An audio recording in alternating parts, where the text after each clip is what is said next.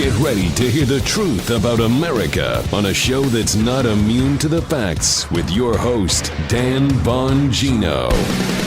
Ladies and gentlemen, you're not going to want to miss this show. I have been holding off on some extensive coronavirus reporting because I wanted to have the facts. This show does facts. We do data. I don't like to spin. I don't like hyperbole, especially in a matter as grave and serious as this. I've got a lot on that. I've got a lot on Biden, an interview with President Trump last night where he hinted at this is not going away with Joe Biden. I'm not going to let it go away. And I've also, I want to put everybody at ease after the Super Tuesday results as well. I'm getting a lot of emails from people who are concerned.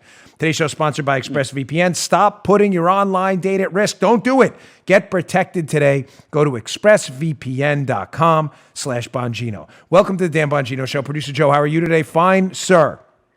Hey, man, welcome back and greetings from the head in the box. Yeah, I know. I missed you yesterday. The audience did as well. Those road shows are always a little different. It's always a different dynamic. It was good.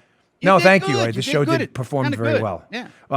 I'll be able to explain to you maybe at a later date what was going on.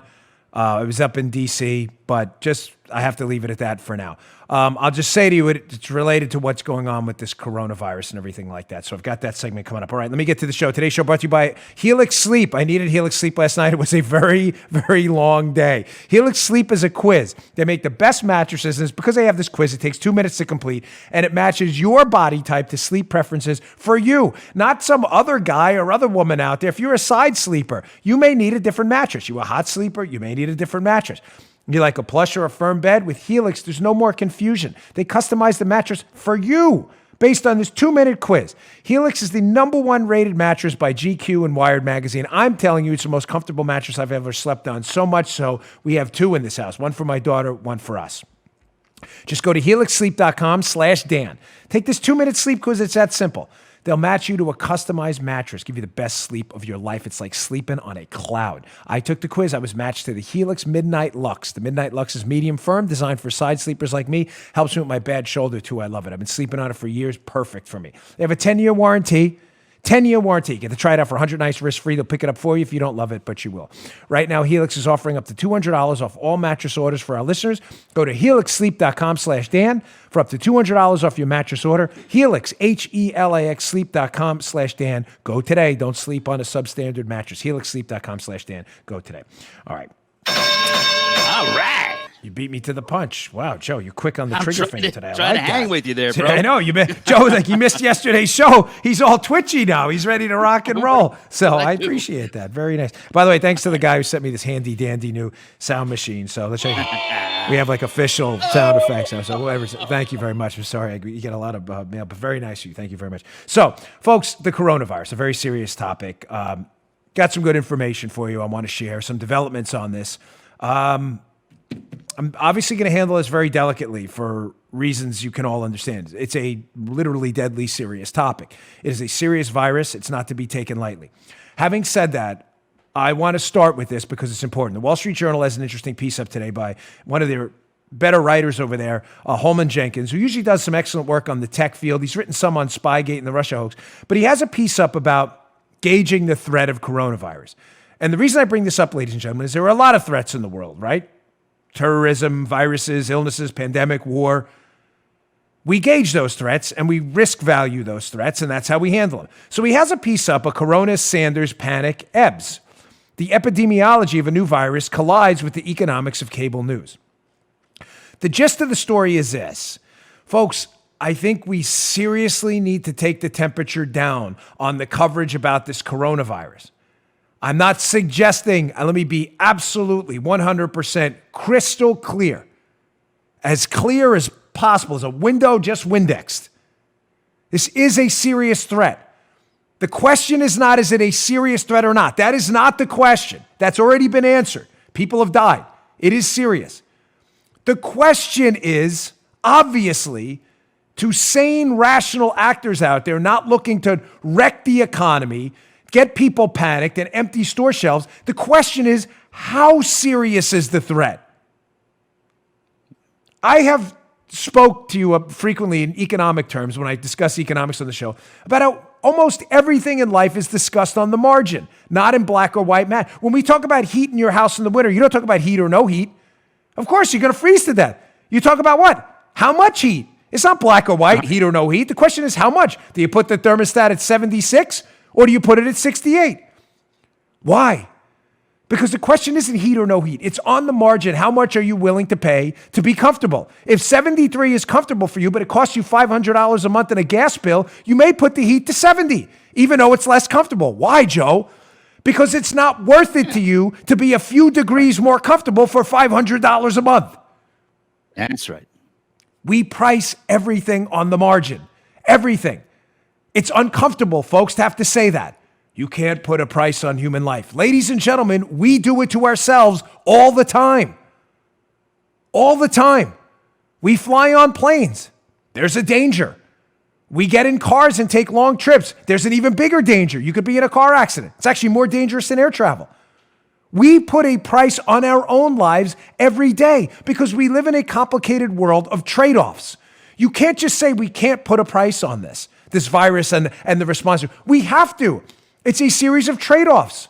What are we willing to trade off to take the risk of this virus, and how deadly is it? Having said that, he makes a great point in this Wall Street Journal piece, talking about how cable news is hyping this thing to death, some, not all, because it's good for ratings, but it's scaring the hell out of people, emptying store shelves, and causing a devastating effect to real people's jobs in the real economy.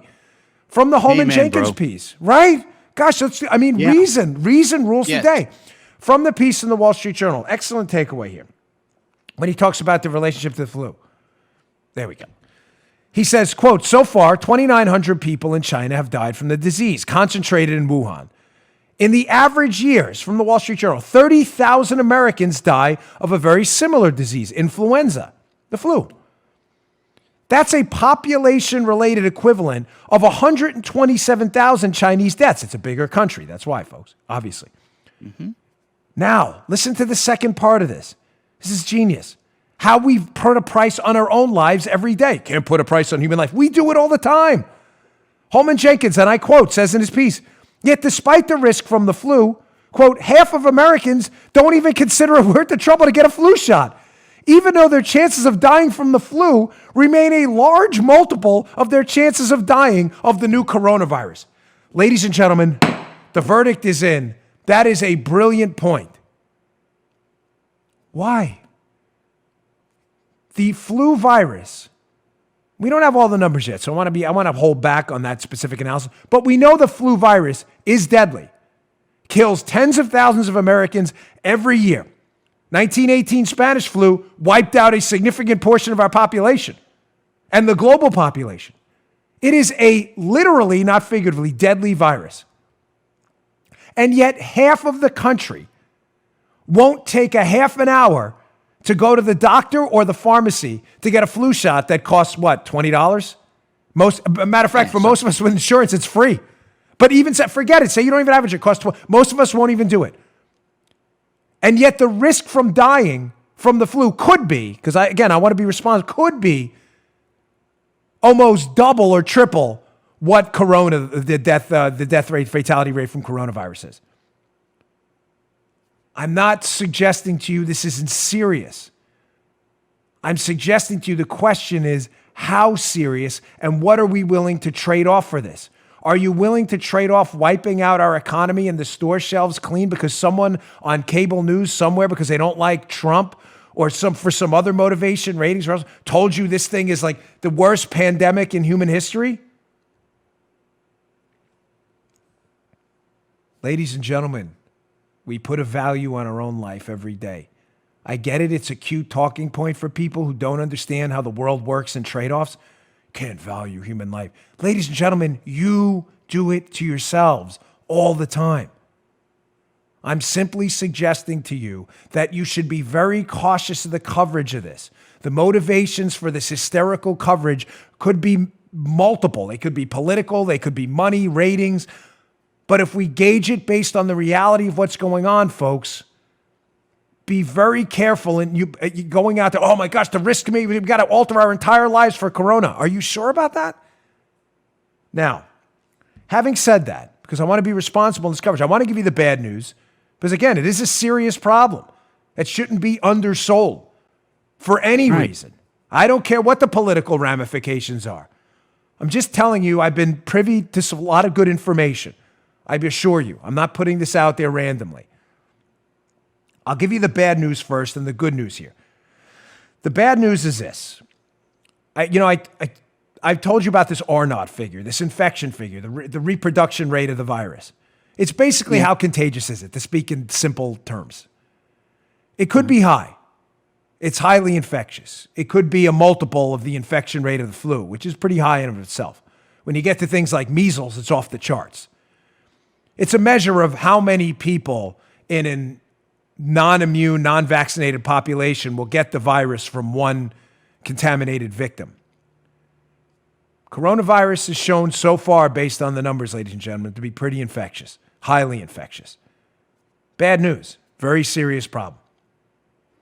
Now, we know it's infectious. We know it's highly contagious. Again, bad news. More bad news. Even though the fatality rate, and we got to be careful here because the data we're getting from China, I don't think anybody trusts. Even though the fatality rate may be equal to the flu, may be lesser than the flu. We don't know that yet. The bad news is it's very dangerous to our elderly population. There's no doubt about that. Nobody should own. Now, some of the numbers that came out yesterday, Vice President's press conference, he mentioned, very important.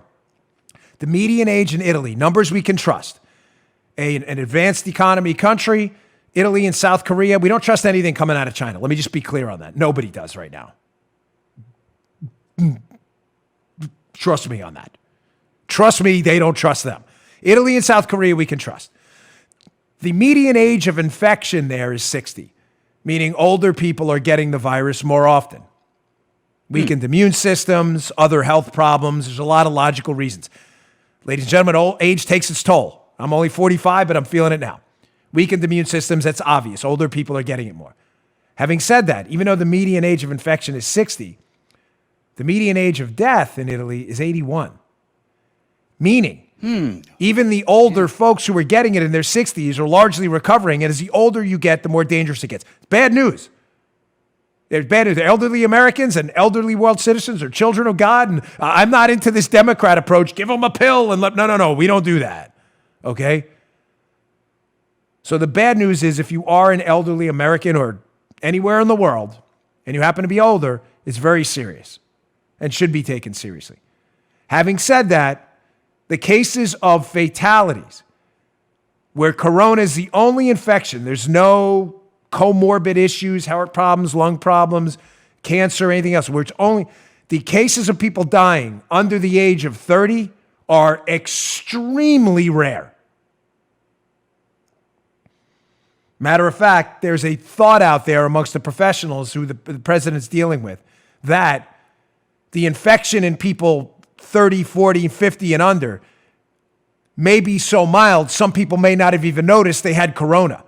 Therefore, the administration is making a concerted effort to get testing kits out there. I'll get to more of that in a second, what they're doing. Some of the stuff you're not hearing in the media. Believe me, Trump has a full-blown, all-out, all-government, all-private sector effort to stop this. If you don't believe that, you're an idiot. You can criticize the president all you want, but your facts are wrong.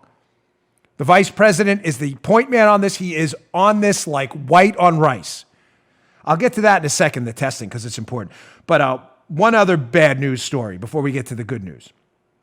So we know the R0's high, very infectious. We know if you're elderly, it's very serious. Third, Daily Mail story, which is a little disturbing.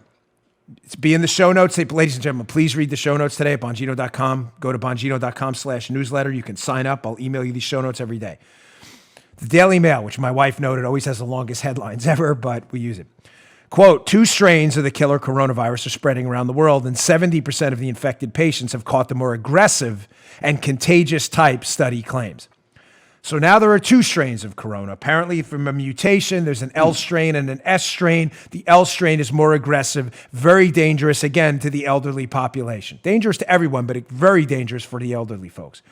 Having said that, there's not a good side to this bad story, but the L strain is very aggressive, so aggressive that if you get the infection, as we can see from this Daily Mail story here, you will likely wind up in the hospital. So from the Daily Mail, researchers from Beijing and Shanghai studied 103 samples of corona. They found the two strains, L and S.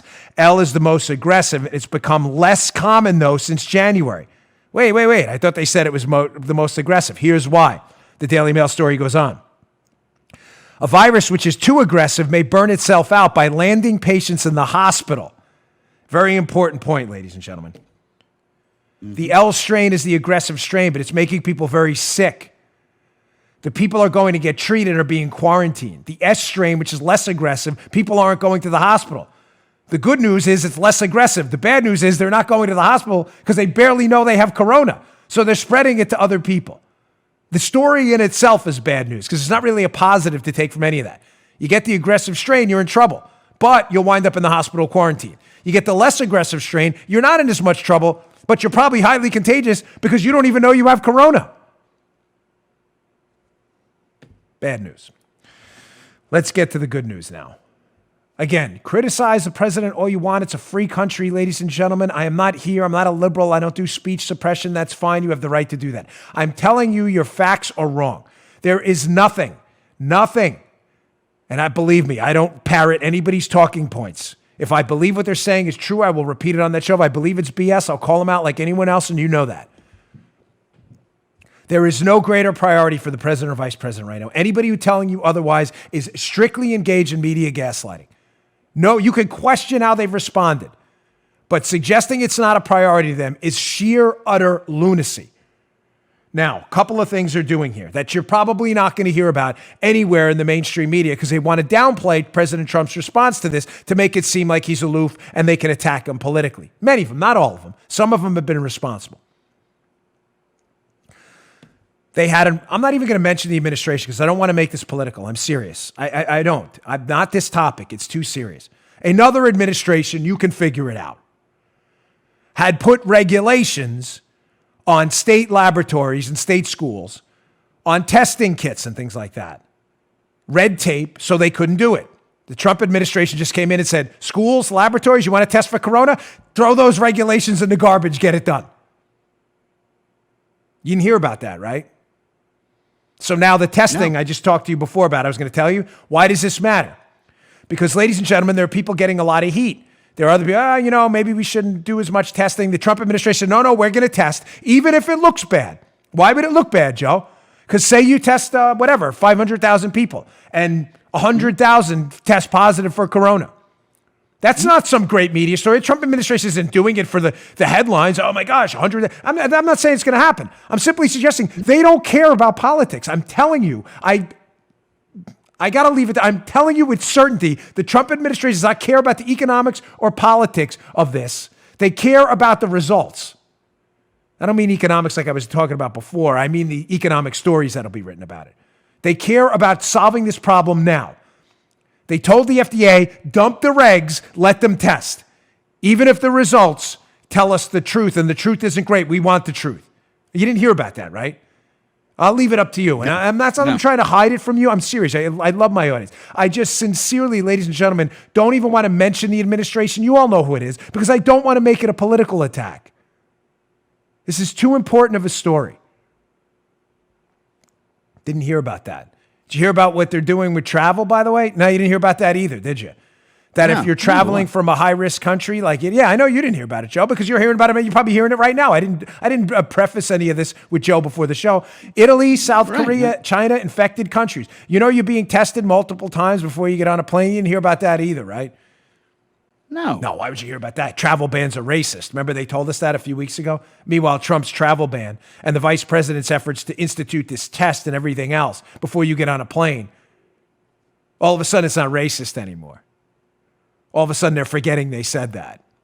Meanwhile, it probably saved us from a more widespread pandemic in the United States. Nobody mentions that. Did you hear about the nursing homes thing? Yeah, you didn't hear about that either, did you? Oh, what's happening in nursing homes? They have teams of federal inspectors, local inspectors elsewhere, that go into nursing homes and look for things. Abuse, obviously. You want to make sure the nursing home is doing the right thing. Sure. Elder abuse is a big deal.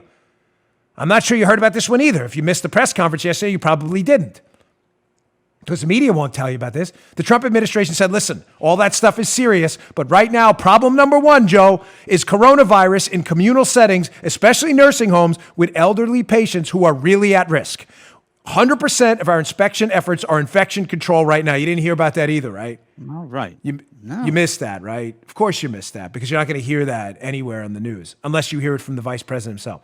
But Trump's doing nothing. He's not doing anything, folks. He's doing nothing. He's aloof. He's sleeping up in the Lincoln bedroom. Idiots. So pathetic. I said I wouldn't make it political. I didn't say I wouldn't make it personal, because it is personal. Because you're wiping out the American economy. You're destroying people's livelihoods, your jobs, and their businesses. You're making this political on President Trump, despite none of the facts comporting with those two narratives media people and others are suggesting. It's embarrassing. You should be horrified. And that's the reason I was holding off on my coverage. I was not obviously ignoring the story. All right. I need to take a breather there. Let's take a quick break for my sponsor here.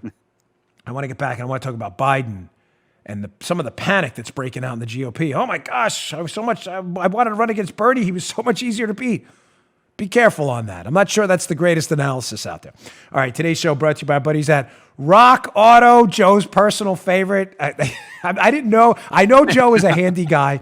When I told Joe Rock Auto for auto parts was coming on, rockauto.com, was going to be one of our sponsors. I'm not messing with you again. I don't do that. Joe was like, I love them. Joe, two companies Joe used before we got it, Harry's Razors and Rock Auto. He's like, I use them all the time. Right. So easy to shop. So Joe is actually, I should have Joe read this. He's so much better. He loves this at Rock Auto. I like Rock Auto too. All the parts your car will live. Rock Auto. Remember that? You know the theme song. Hey, with the ever-increasing numbers of makes and models, thank you. It's impossible to stock all the parts you need in a traditional chain storefront. You got these endless line of questions. You go in there, what do you have? An LX, an EX. Let me order the part. Come back in a few weeks. No, you don't got any of that. Go to rockauto.com, order from home, save all your troubles right there. It's so easy to use. Rockauto.com is a family business. They've been serving auto parts customers online for 20 years, and there's not a price differential between the pros and you. I'm not ripping you off. The same auto professionals get the same price as you get. You're looking for an engine control module? You're looking for a brake part, a tail lamp, motor oil, even new carpet. It's for your classic or maybe just your daily driver. Get everything you need, rockauto.com, rockauto.com. Get their catalog at rockauto.com. It's remarkably easy to navigate. You can quickly see all the parts available for your vehicle. Choose the brands, the specs, and the prices you prefer.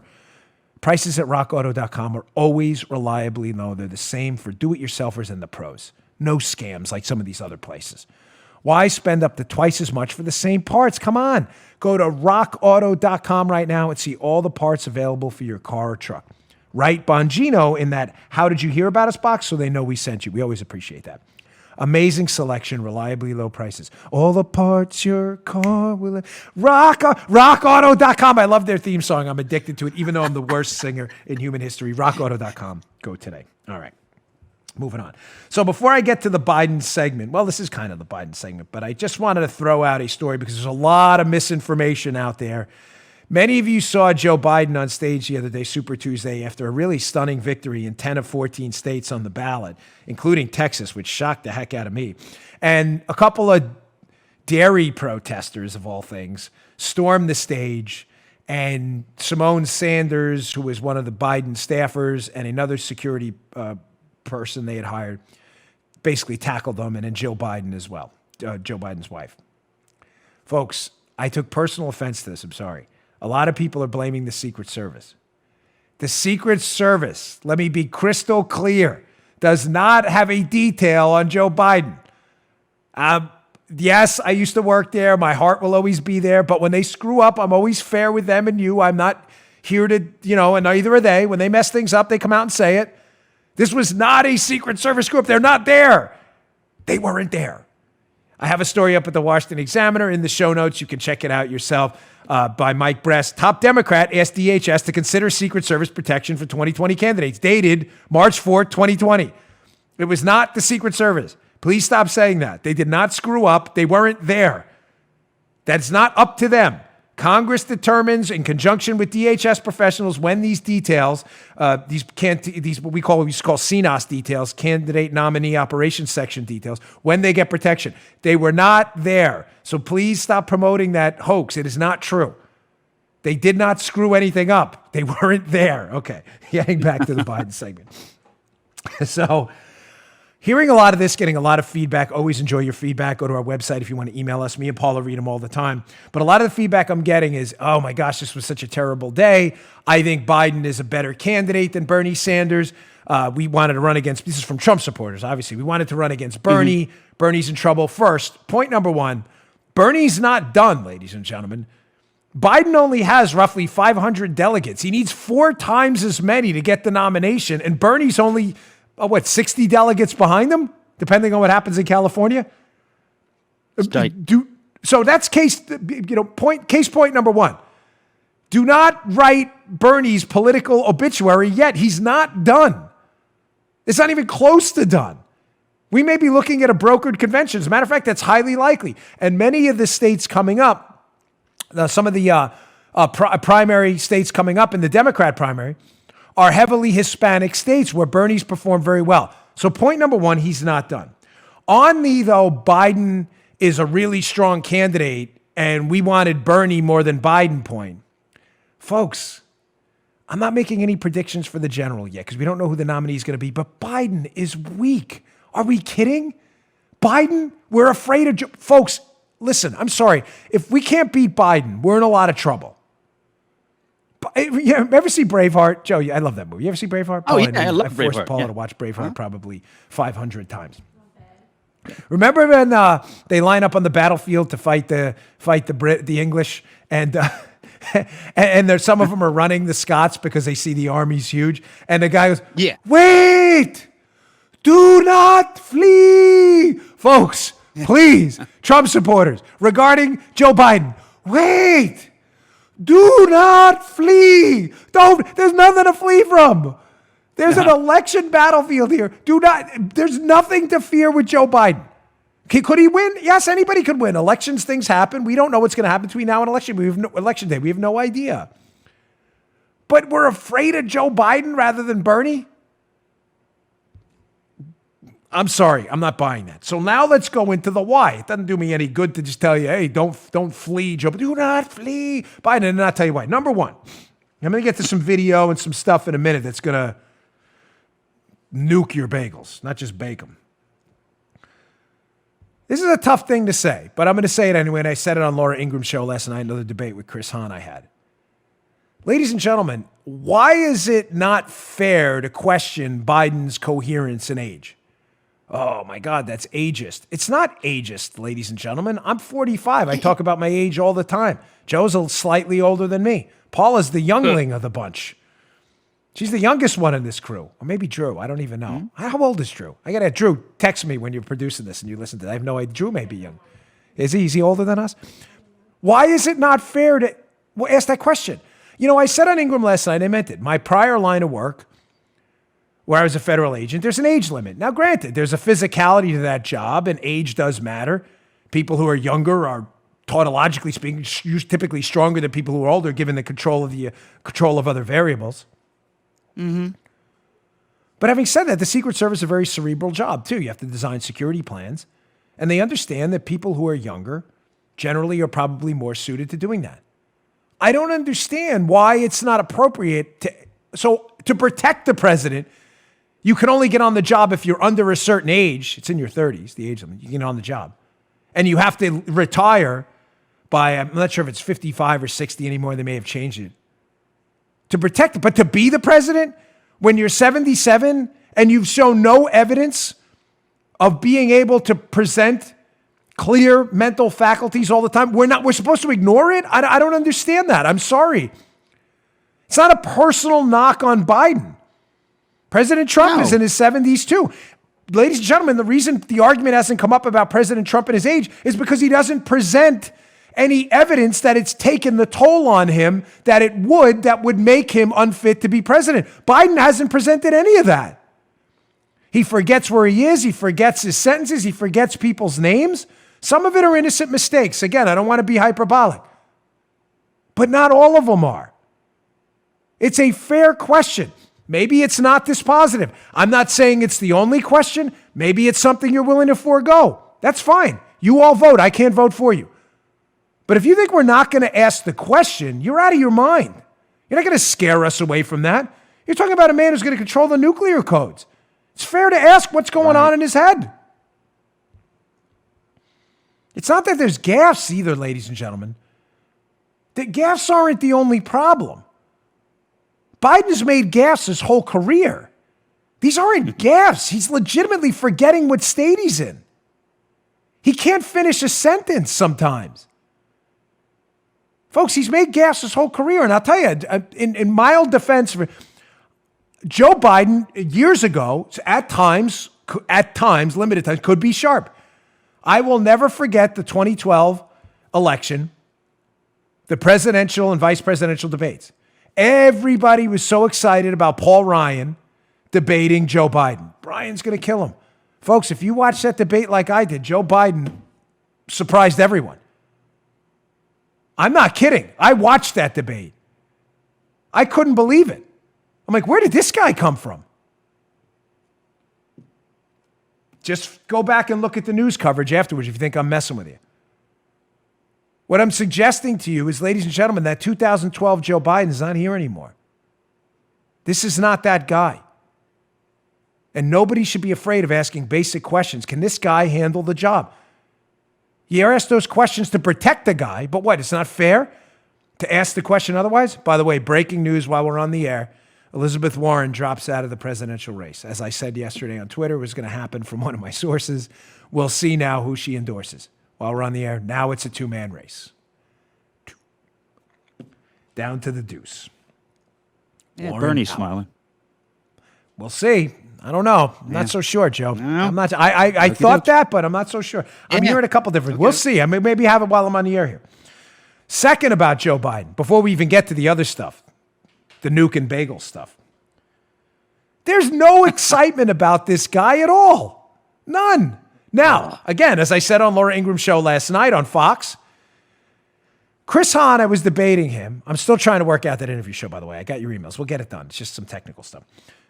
Chris Hahn was defending Biden against a lot of the charges we've levied against him. He's not ready for the job. He's not, his policies are ridiculous. But ladies and gentlemen, Chris did what every media person, when they're defending Biden, does. Joe, tell me if I'm wrong here. You're a student of this as well. They never, ever actually defend Biden. By the way, Paul, I told you to remind me to say this today. You don't remember? I told the lesson because I love this point. Sorry, self-praise stinks, but I love this point. They never defend Biden. They only tell you what Biden isn't. Did you notice that? Huh. Right? Whenever they never say how great Biden is. Chris, last night, in his defense of Biden, Joe, what was the first line out of his mouth? Well, Donald Trump is bad too. In other words, Biden's great because he's not Trump. And then, I'm not kidding, Laura plays a montage of people saying, Biden's good because he's not Bernie Sanders. Nobody ever tells you they like Biden because he's Biden. Ever. Ever. I don't remember that with Obama. Folks, I was in the Secret Service when Obama was running. I was on his detail. Oh my gosh, the agents I know that were on his candidate detail when he was still a senator, they were like, people love this guy. They're going crazy. But remember him on the news? Obama, remember Chris Matthews? I get a thrill up my leg. I pee myself, whatever he said. People loved Obama. He was like the golden calf. He was the Messiah. And folks, to be fair on our side, go to a Trump rally, ask people about Trump. Nobody ever says, well, he's not George W. Bush. Nobody. They love him. Trade deals, speaks like us, fighting for the normal guy, tax cuts. Nobody ever says that about Trump. Folks, don't ever forget this point. It is critical. Biden's not showing any evidence he can handle the job, number one. Number two, nobody defends this guy. They simply tell you who he isn't. Well, he's not Trump. He's not Bernie. Why does that matter? Because, ladies and gentlemen, excitement matters.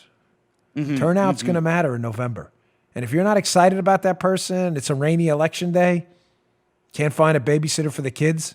We're a country of 330 million people. and 1 million people don't show up because they're just not that excited about doing it, that matters. Not knocking civil engagement matters. You do your thing. I'm simply suggesting to you the obvious. Excitement matters. When you're excited about a candidate, you're excited about voting for them. When you're not excited about a candidate, you're not excited about voting for them. Should be simple, but that has skipped most of the media analysis. You don't hear anybody mention that. Whenever they defend Biden, they only defend him by telling you what he's not, never what he is, because they don't like what he is. All right. Third point, big takeaway. So we have, he's just not ready for the job. Second, we have the fact that nobody defends him. But third, we have a big schism in our country. It's more like a cavernous Grand Canyon-like fault line between our two sides, the Democrats and Republicans. I haven't seen anything like it in my lifetime. But there's one thing I think we both agree on. That's rare. Democrats and Republicans these days don't agree on much. But ladies and gentlemen, people, voters, generally speaking, I would say if you took a poll, upwards of 85 to 90% hate one thing more than anything. And what is that? They hate influence peddling. They hate it. They hate it. Mm-hmm. Republicans hate it. Democrats hate it. Tucker Carlson has made it a focus point of his 8 p.m. Fox show every night. Companies, corporate interests, influence peddling and hurting people in the process. Democrats have made a point out of attacking corporations. Republicans and Democrats have made a point about attacking politicians who influence peddle. People hate influence peddling. Why?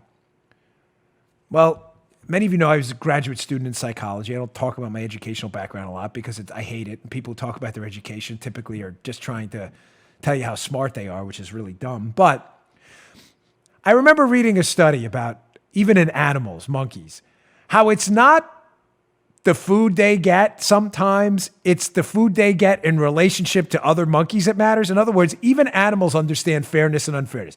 In other words, you give a monkey 2 bananas, he's happy. You give him 2 bananas, though, and he's stuffed, and you give the other monkey 3 bananas, the monkey gets pissed off. I'm not messing with you. I'm dumbing this down significantly for the sake of the show. But even animals understand the concept of unfairness, and it really drives them crazy. Folks, it drives us crazy too. Influence peddling drives people mad, and it is personal for us because many of us have experienced it. How many of you listening out there didn't get a job, didn't get a promotion one day because, that guy's connected? Folks, I'm sorry, but when I was a cop in New York City, it was one of the worst systems for promotion I have ever seen once the promotions got political, which is basically the captain level, above the captain level. There's a term, all you New York City cops, I know you know it. Oh, he had a hook, or she had a hook. What is a hook? It's not a fish hook. It's a hook, a contact who helped you out. You can't get anywhere in the NYPD without a hook or a contact. We've all been victims of it.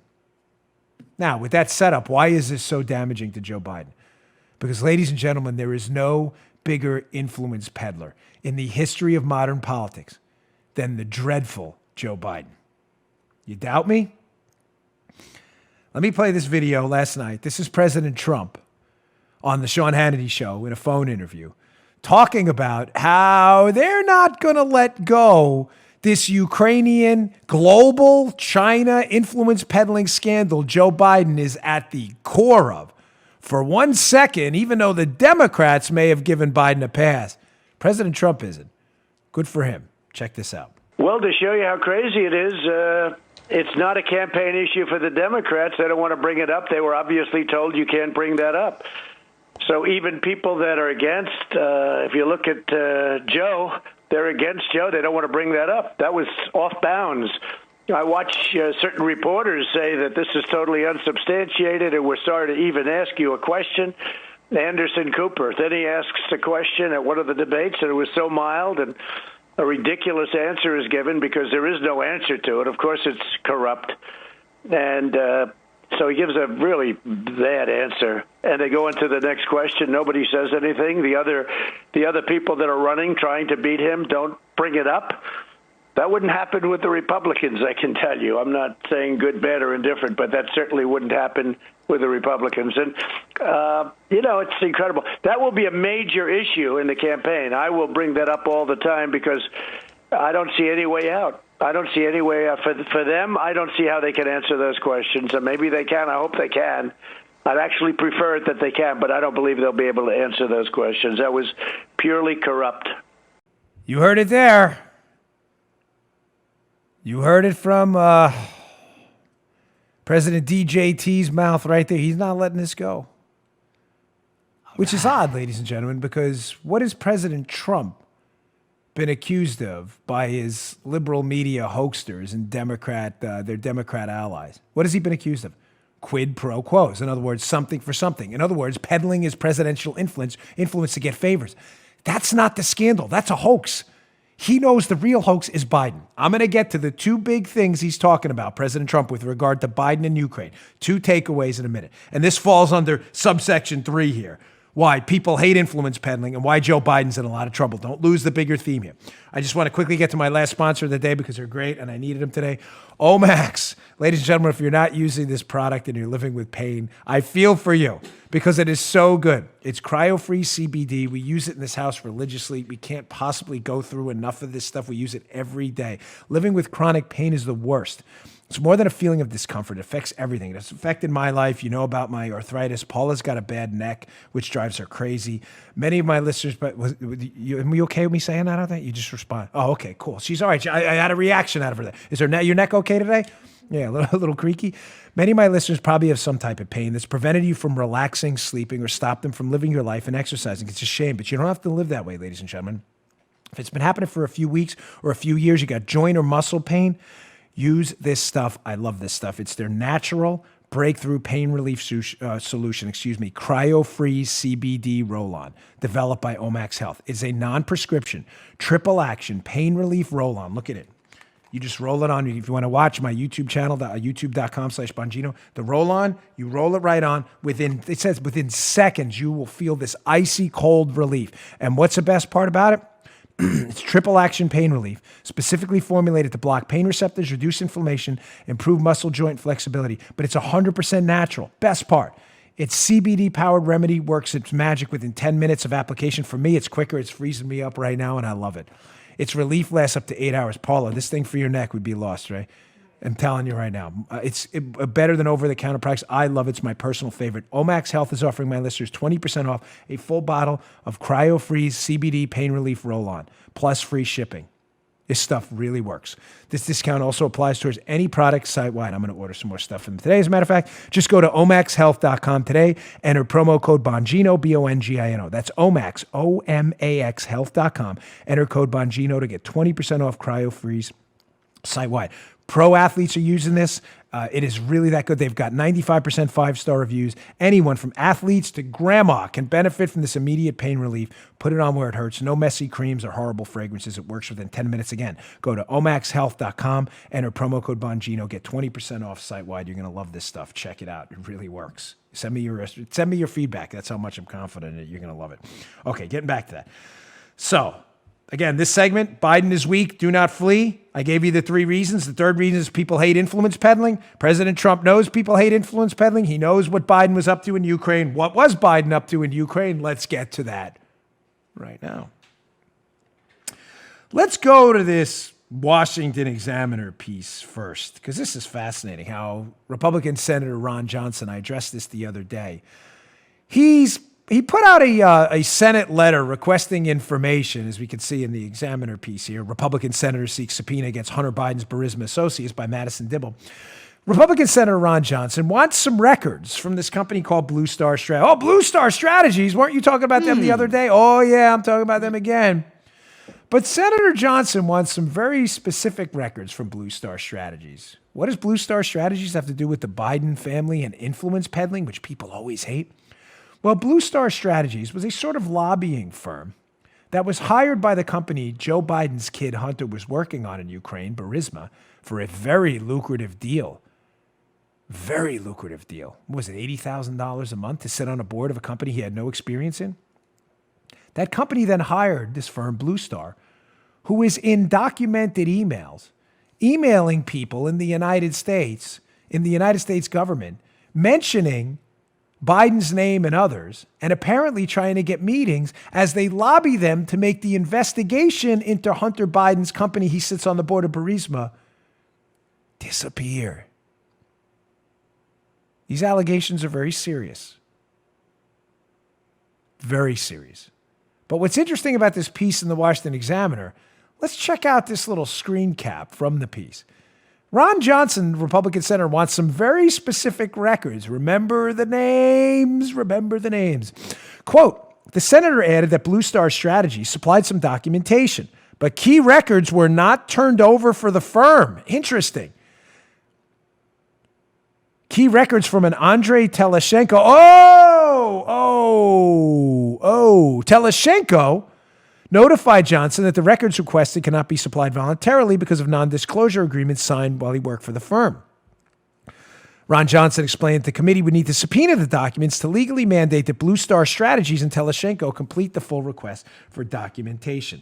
Now, this is fascinating. Let me give you a little background. I mean, really, this one, I woke up this morning stoked to talk about this because this story has become a bête noire for the liberal media.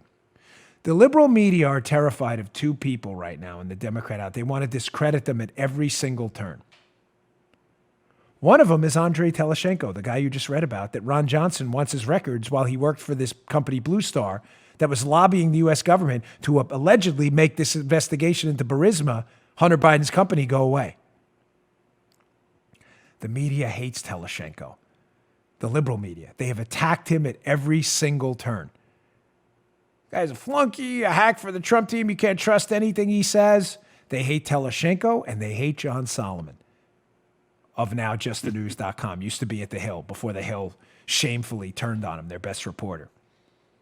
They hate these two. Why?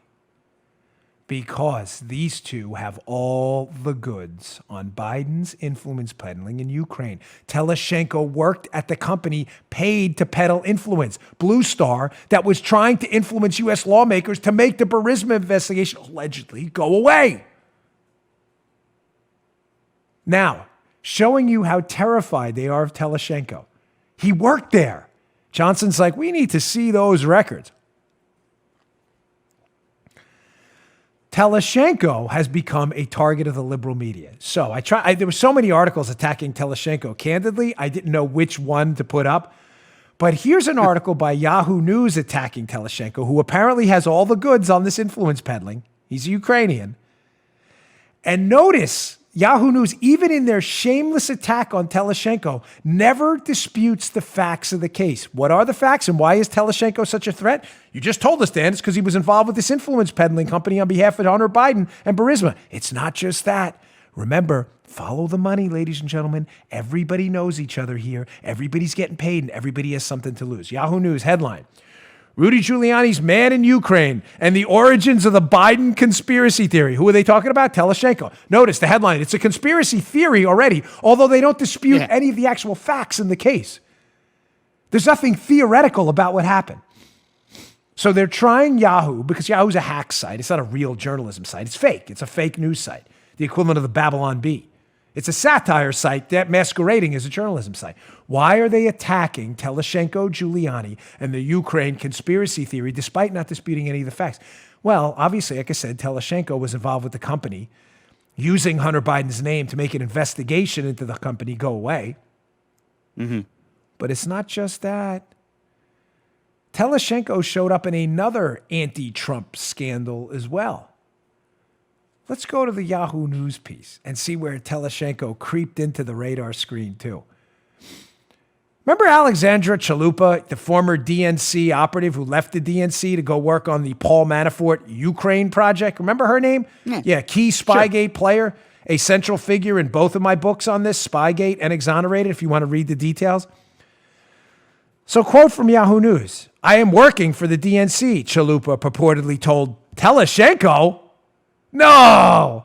During a meeting at a cafe in Georgetown. Quote, Chalupa, I have this story I'm working on, Trump and Manafort. I want to look for any information. If you can find any dirt on his campaign office that you can give to me to take off the elections, Chalupa said, according to Teleshenko. Wow, that's just insane. Teleshenko's a Spygate player too with Chalupa, who may have information damaging. It goes on. Chalupa denied this account. Oh, she denied it, Joe, so it should all go away. She said it didn't happen. Chalupa denied this account, as did two others who spoke on condition of anonymity. More anonymous sources, because they were not authorized to speak to the media or feared retaliation. Hilarious. Yeah, sure. Quote, here's Chalupa herself, who tells Yahoo News, notice she doesn't deny meeting him.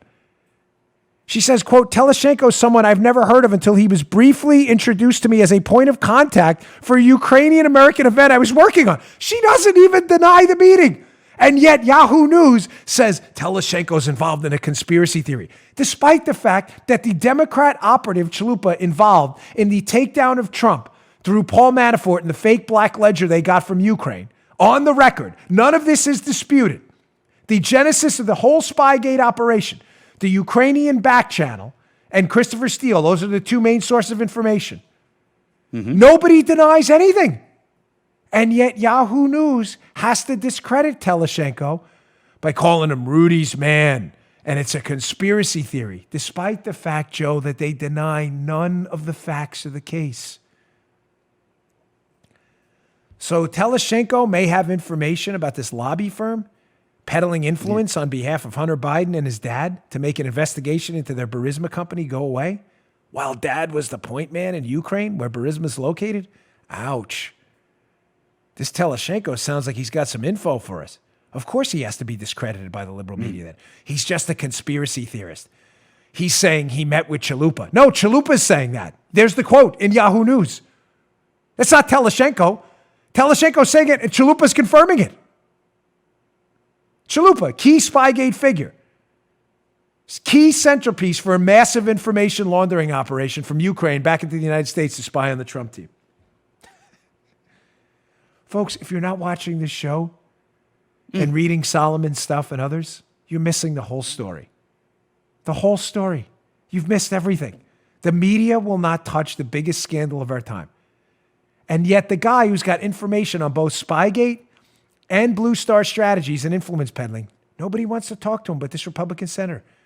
Media is not even mildly concerned. No, they are concerned, Joe. They're only concerned about discrediting him, not hearing what he has to say. Now, I said to you the media is going after two people, not just Teleshenko. They're going after John Solomon as well. It's become a daily thing now. It's really disgraceful. But nobody listens to the media anymore, so it doesn't even matter. I read an interesting piece today that newspaper endorsements, I'll try to cover it on tomorrow's show from the Washington Examiner. Newspaper endorsements mean nothing anymore. It's because nobody trusts the media. So the media's done this to themselves, which is good for us because now they trust real news sources like this show and John Solomon. So John Solomon had a piece up in December 2019 talking about the other component, subsection B of this Section 3 of the Biden section, why Biden's a weak candidate. People hate influence peddling. Blue Star, Teleshenko, Spygate, but they got a bigger problem, the Bidens. This will be in the show notes. It's from December 2019, but it is worth your time. Bongino.com/newsletter. December 17th, 2019. Headline, John Solomon reports, Latvian government says it flagged suspicious Hunter Biden payments in 2016. Okay, so now we know that there's definitely an influence peddling operation going on. This guy, Teleshenko, has information. They're discrediting him. But John Solomon exposed this stuff in December of 2019. All of a sudden, he becomes a big target. What did he expose? Well, let's go to this takeaway from the Johnny Solomon piece because, it's a good one. Apparently, Solomon found a memo from the Latvian government that they gave to him that adds to the mounting evidence there was an investigation going on surrounding Hunter Biden's company, Burisma Holdings, and Hunter Biden's compensation as a board member in the weeks just before Joe Biden, by the way, on video, forced the firing of the prosecutor overseeing the investigation. Gosh, that sounds really bad. The Latvian law enforcement memo identified a series of loan payments totaling about $16.6 million that were routed from companies in Belize and the United Kingdom to Burisma through Ukraine's Privat Bank between 2012 and 2015. You mean the Privat Bank that multiple press reports have discovered is under investigation for suspicious activity? That bank? Gosh, that sounds strange. He goes on. The flagged funds were partially transferred to Hunter Biden a board member at Burisma since May of 2014, and 3 other officials working for the Ukrainian natural gas company, the Latvian memo said. Folks, why is this important? Can I just dumb this down so everybody gets it in the interest of time? Please do, yes. So John Solomon has an official Latvian government law enforcement memo saying we were investigating potential money laundering and suspicious payments routed through a bank under investigation, Privat Bank, that wound up in the pocket of Hunter Biden. Not all of it, but a lot of it. We were investigating that in February of 2016. Why does that matter? What else happened right after that memo came out? Hey, we're looking into these payments to your son, Hunter Biden. Oh, that's when the Biden, on tape, by the way, that's when he admits to pushing out the prosecutor in that February, March 2016 timeline. So what you're telling me is Hunter Biden was under investigation by the Latvian government for his alleged role in a potential money laundering scheme through Privat Bank, which was under investigation according to multiple reports themselves. And at the same time he's under investigation, Biden is on tape admitting that in that time frame, he demanded that the prosecutor looking into it be fired. Wait, that can't be, Joe. The media has already told us that Biden demanded the firing of this prosecutor, Shokin, but there was no active investigation going on into his kid. He only wanted him fired because he was corrupt or whatever story they made up. If there was no investigation going on into his kid, then how did John Solomon get a hold of a Latvian government memo that says not only was there an investigation going on, here's the memo saying it was going on right as you demanded, Joe Biden, that the prosecutor be fired. Where's the media on this? Ladies and gentlemen, nobody disputes the authenticity of the memo. And the media doesn't care because they know the public hates influence peddling, and they know Joe Biden is the monarch of all influence peddlers anywhere in politics. And this story is devastating. There's one more about this, just to show you the timeline marries up from John Solomon's piece, in case you think I'm just pulling this out of my caboose here. So Shokin, who was a prosecutor overseeing a wide-ranging Ukrainian investigation of Burisma, and has said he was making plans to interview Hunter Biden when he was fired by Ukraine's president parliament in March of 2016 under pressure from Joe Biden. Biden and his defenders have said he forced the firing of Shokin because the Ukraine prosecutor was an ineffective corruption fighter. Shokin alleges he was dismissed because he wouldn't end the Burisma probe. Ladies and gentlemen, everybody knows that's the reason. Everybody. Media hacks, liberal lunatics, they all know the truth. Biden's son was under investigation. It was active. It was ongoing. It was in multiple countries. It's over millions of dollars in suspicious transfers and money. Massive influence peddling. And the media is desperate to make this go away. They're a total joke, ladies and gentlemen, a total joke. That John Solomon Report story will be in the show notes today as well. It is definitely worth your time. Another good one, and I'll have to wrap it up on this. The tremendous work of Chuck Ross surfaces again. Daily Caller. Again, one of the few legitimate media outlets out there. Pete Hassan, another great investigative reporter, and Chuck Ross. Exclusive yesterday. Again, story will be in the show notes up at BonginoReport.com too. We're keeping it one of our top stories. What do people hate, folks? Influence peddling. Look at this one. Pete Hassan and Chuck Ross. Exclusive. Hunter Biden touted his connections last year while pitching UCLA law on letting him teach a drug policy course. Gosh, that's hilarious for a number of odd reasons. Yes. Out of respect for friends, I'm leaving. On the influence peddling only. Okay. Hunter Biden is touting his connections to Biden and his dad and his ability to get all these fancy guests in an effort to get a job teaching drug policy. Again, are we talking about criminality here? No, probably not. People do it all the time. They hate it. It's because people influence peddle and people are victims of it all the time that people hate it. But this is more evidence again that Hunter Biden, the Ukraine stuff is real. Is there criminality? We'll see.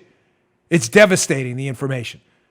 But again, this story by Hassan and Chuck Ross It's just more evidence that Hunter Biden was completely, totally unqualified for any of these positions he wanted and was simply using his family name to ride that wave. And people hate these stories because they reflect poorly on Joe Biden, because people hate influence peddling. All right, folks, I'm sorry I didn't get to everything today, but I'll cover it tomorrow. I've got some stuff on Schumer. But not just when Schumer had this stupid quote about the Supreme Court, but I got more on showing you liberal hypocrisy there. I've got a New York Times story about Carter Page. It's a good one, a real good one. And there's been some developments. The New York Times desperate to get out ahead of this. And an interesting piece by Molly Hemingway, which we'll get to tomorrow. Please don't miss tomorrow's show. Subscribe to our YouTube channel, youtube.com/Bongino. We're almost at 400,000 subscribers, and I really appreciate your support. Sorry about the road show yesterday, but I think you all probably can figure out what's going on. I'll see you all tomorrow. Thanks a lot. You just heard The Dan Bongino Show. You can also get Dan's podcasts on iTunes or SoundCloud. And follow Dan on Twitter 24/7 @DBongino.